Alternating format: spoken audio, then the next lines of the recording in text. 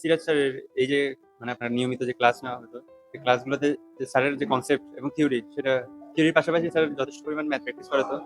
যেটা আমার মানে প্র্যাকটিস ম্যাথ প্র্যাকটিসের ক্ষেত্রে মানে গুরুত্বপূর্ণ ভূমিকা রেখেছে। যাতে ফিজিক্সের যে কোয়েশ্চেনগুলো আমি ঠিকমতো সলভ করতে পারি, সেটাতে অনেক বড় হেল্প করেছে। পাশাপাশি স্যার রেগুলার এক্সাম নিত।